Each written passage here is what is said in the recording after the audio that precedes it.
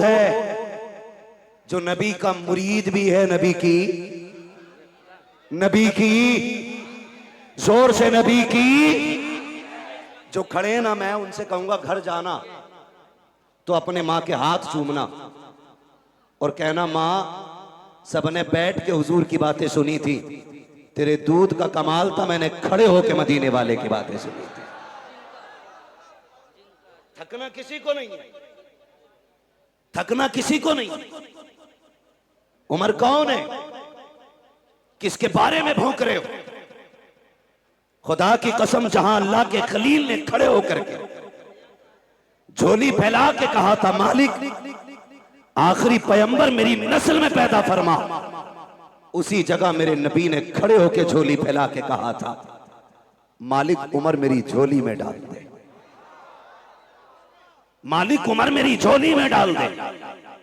और फिर उमर को जानते हो, पूरी जिंदगी हुजूर की अजमत पे पहरा दिया है उमर ने, पूरी जिंदगी। लोग बकवास करते कि खातूने जन्नत का हक खाया, जब उमर मसनद खिलाफत पे बैठे तो हक बात छोड़िए साहिब, शेर में ताकत नहीं थी बकरी की तरफ घूर के देख लेता, शेर में ताकत नहीं थी जो बकरी को देख लेता घूर के, और बकरियां भी इतरा के चलती थी शेरों के सामने।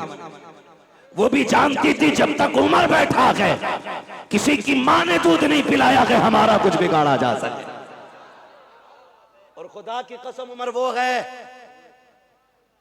है कि जो 22 लाख मुरब्बा मील का हाकिम है, एक दो मोहल्ले का नहीं, एक तो कबीलों का नहीं, एक तो तंजीमों का सदर नहीं, आधी दुनिया का बादशाह है उमर। और तारीख में ये बात सुनहरे अल्फाज से लिखी है कि बैतुल माल से सबसे कम तनख्वाह लेने वाली जात हजरत उमर की है। कितनी दीन की खिदमत की, कितनी खिदमत की दीन की। मैं तो चैलेंज के साथ कह रहा हूं, किसी भी पीर का कपड़ा चेक कर लो जाके, किसी मौलवी, किसी खतीब, किसी शायर का कपड़ा चेक कर लो, वो भाई लीलन से नीचे नहीं होगा। इस दौर में लीलन से नीचे नहीं होगा। बहुत महंगा है। उमर वो है जिसने एक जोड़े में जिंदगी गुजार दी, और एक दिन जब खुतबा देने के लिए आके बैठे, खुदा की कसम लोग कहते हक खाया, हुजूर के सहाबा मुंह की बात नहीं करते थे, मुंह की बात नहीं करते थे। नया कुर्ता पहन के आए हजरत उमर, और खुतबा देने के लिए जब बैठे ना, सामने से एक सहाबी खड़े हो गए, कहने लगे उमर खुतबा बाद में देना, पहले ये बताओ नया कुर्ता कहां से आया है, नया कुर्ता कहां से आया। हजरत उमर रो दिए, कहने लगे मैं इसका हिसाब कहां से दूं। आपके बेटे हजरत अब्दुल्ला इब्ने उमर खड़े हो गए, कहने लगे इसका जवाब मैं दूंगा। सहाबा ने कहा अब्दुल्ला तुम बैठो, बात तुम्हारी नहीं तुम्हारे बाप की है, हिसाब इन्हें देना।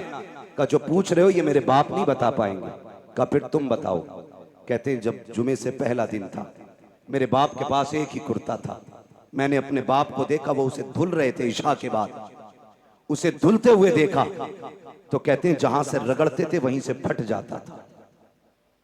कनात देखी, दीन की खिदमत देखी, कहा जहां से रगड़ते थे वहीं से फट जाता था। मैंने कहा पर नया कुर्ता क्यों नहीं बना लेते हैं। आंख में आंसू आ गए, कहा बेटे मेरे पास इतना कपड़ा नहीं है कि मैं कुर्ता बना सकूं।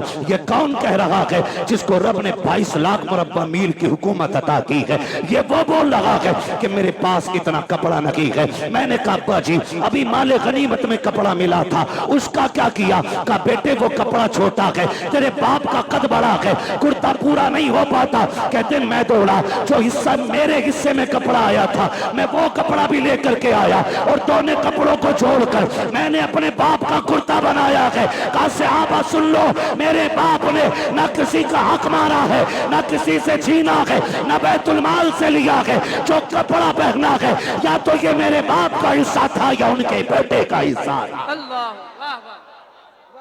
उनके बारे में लोग भोंकते, कहते हजरत उमर ने हक मारा। और शर्म कर जालिम, अपने आप को हुसैनी कहता है, बगैर शराब पी के हुसैन के नारे लगाए और कहता तू हुसैनी है। इसे हुसैनी नहीं कहते हैं। देख हुसैनी कौन है, तवज्जो है।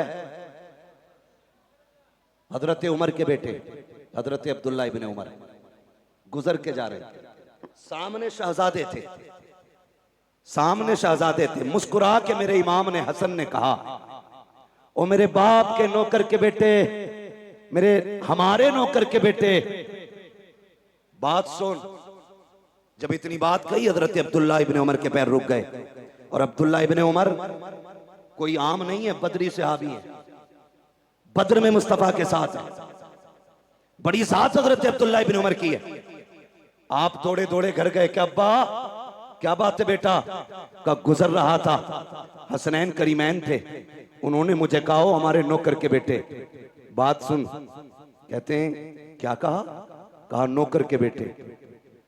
क्या कहा? नौकर के बेटे का। जो उन्होंने कहा है लिखवा लाएगा उनसे। अब्दुल्ला इब्ने उमर ने सोचा शायद तहकीक के लिए पूछ रहे। कहा ठीक है, का कागज लेके जा। दौड़े और जाके कहा लिखें जो आपने कहा कि लिख देंगे। मेरे इमाम ने कहा हम अली के बेटे, हम अली के बेटे, जो कहते हैं करके भी दिखाते हैं। कहा फिर लिखें। आपने लिख दिया कि तुम हमारे नौकर के बेटे हो। बेटा दौड़ के गया, अब्बा जी देखो लिख दिया उन्होंने। आपने तहरीर देखी, आंख में आंसू आ गए। आधी दुनिया का बादशाह है, चेहरे पे जलाल के आसार नहीं थे, आंख में आंसू थे।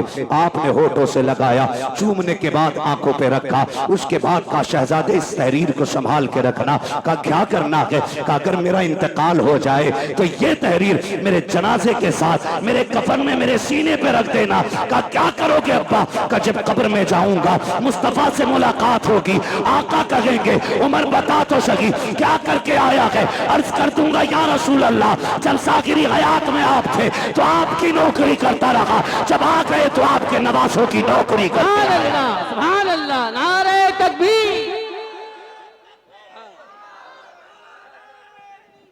या रसूल अल्लाह, जिंदाबाद जिंदाबाद।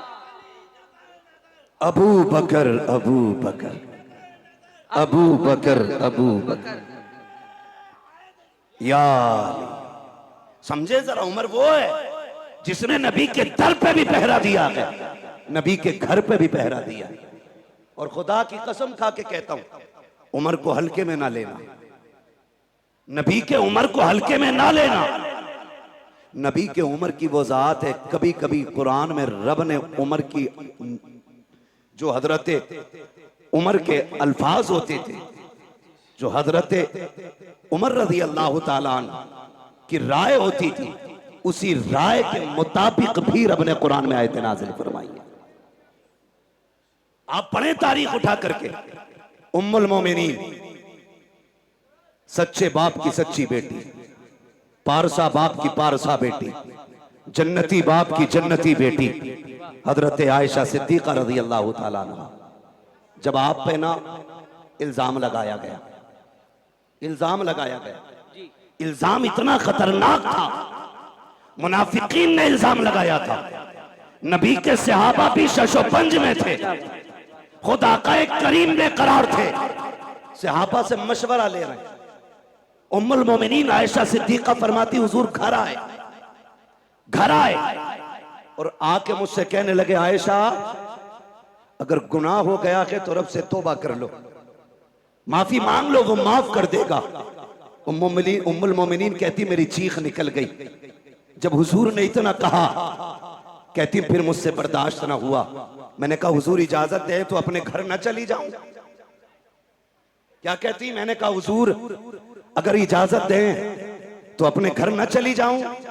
मेरे नबी हजरत आयशा सिद्दीका का चेहरा देखते, आयशा सिद्दीका कहती मेरे महबूब इतना प्यार करते मुझसे कि एक लम्हे के लिए मुझे नजर से दूर नहीं होने देते थे, लेकिन आज ऐसी बेकरारी थी कि हुजूर फरमाते ठीक है अपने घर चली जाओ।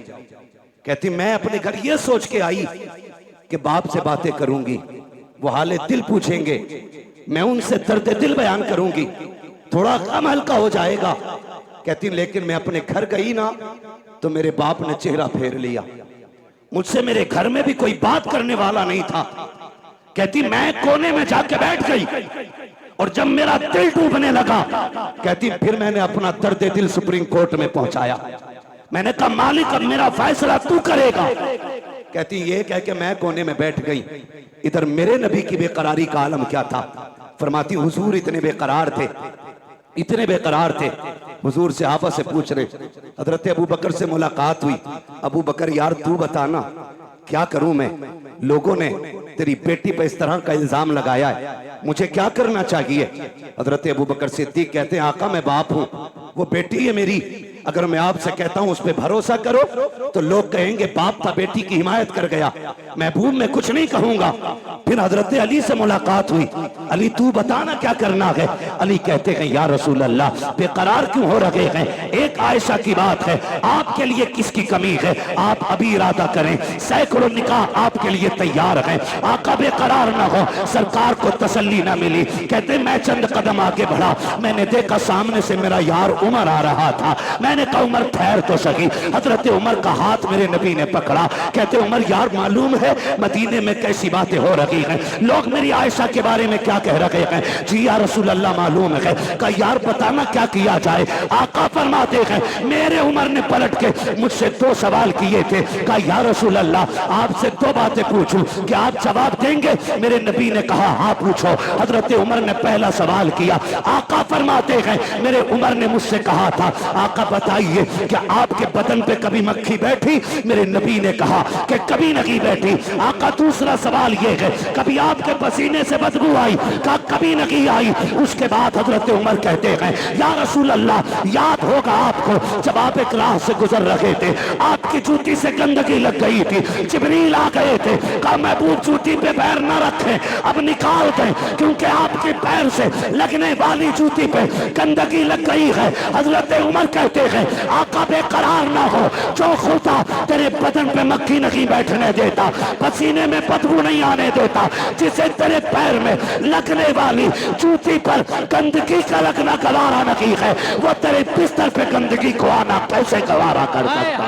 वाह वाह वाह सुभान अल्लाह, अल्लाह अकबर। वाह वाह वाह इतना हजरत उमर ने कहा वाह वाह वाह, मेरे आका पे कब कपी तारी हो गई। अल्लाह अकबर। जिब्रील कुरान लेके आ गए, जिब्रील कुरान लेके आ गए। हाय हाय हाय, महबूब परेशान ना हो, तेरी आयशा बेगुनाह है, तेरी आयशा पारसाख है। यही वजह थी, सुने सारे, यही वजह थी हुजूर के मजार में दफन होना कोई इत्तेफाक नहीं था। बहुत गौर से मेरी बात सुनिएगा। जब हजरत उमर फारूक आजम का वक्त विसाल आया, आपने अपने बेटे को उम्मुल मोमिनीन के पास भेजा।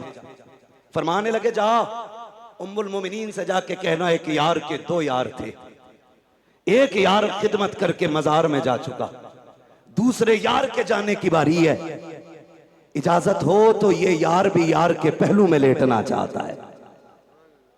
समझे तो बोले, जरा बोले सुभान अल्लाह। सुभान अल्लाह। का ये यार यार के पहलू में लेटना चाहता है। हजरत अब्दुल्ला इब्ने उमर आए, कहते हैं जब मैंने उम्मुल मोमिनीन से जाके बात कही ना, तो कहते हैं इतने आंसू बहे कि दुपट्टा भीगने लगा। फरमाने लगी अब्दुल्ला वो जगह तो मैंने अपने लिए रखी थी, लेकिन उमर का एक मेरे ऊपर बहुत बड़ा एहसान है, बहुत बड़ा एहसान है। जब सारे लोग मेरी जात को लेकर खामोश थे, तब उमर मेरी हिमायत में खड़ा था, तब उमर मेरी हिमायत में खड़ा था। जाओ उमर से जाके कह दो वो जगह मैंने अपने उमर को उस एहसान के बदले में अता कर डाली है। अल्लाह उनके बारे में लोग भोंकते, वही फरमाते, वही उमर क्या कहते हैं। सुने मुबारक हो, रब ने हमें और आपको हुसैनी बनाया है। सुभान अल्लाह, रब ने हमें और आपको हुसैनी बनाया है। हुसैनी बनाया है। फरमाते एक दिन